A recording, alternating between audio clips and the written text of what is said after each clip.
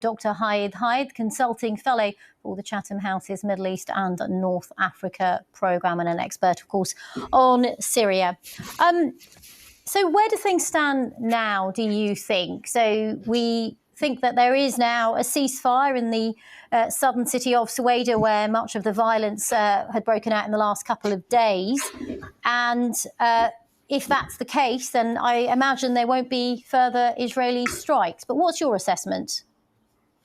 Well, thank you for having me. I think right now, as you said, there is a ceasefire, but I think the details of the agreement around the ceasefire are not clear yet.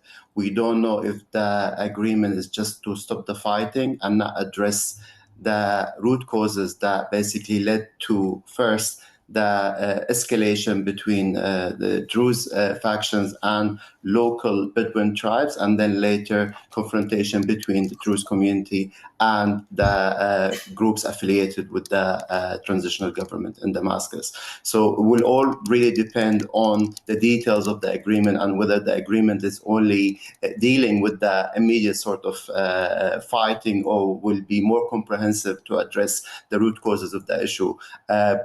If we are talking about basically only a partial agreement, then the problem is that we are going back to the status quo that existed before the escalation, but the problems remain the same. I would even argue that the problems are even bigger because of the escalation and because of the tension caused by them.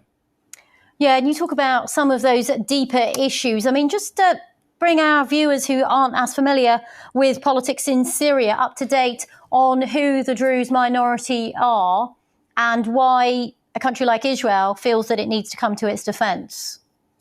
Sure. Let's start with basically the main sort of disagreement between the Druze community and Damascus. Since taking power in December, the transitional government has started a political process in order to form a new social contract and form a new state. However, the majority of Druze actors were quite skeptical about that process because they did not see it as inclusive, and they were also concerned about the sort of identity of the state that is currently emerging. They're scared that it will have some Islamist element that will not basically align with their values and lifestyle.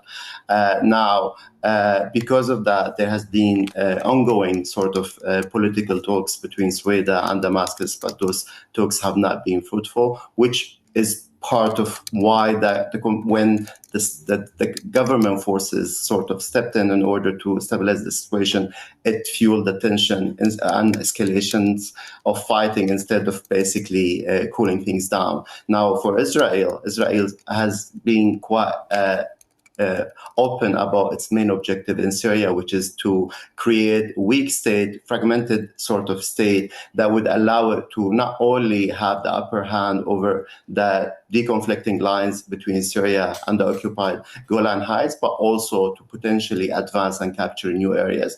And to justify those aggressive measures, Israel has been portraying itself as the protector of the Druze community there. So they took advantage of the recent fighting that took place in Sweida in order to present themselves as the protector of Druze and underlining that message.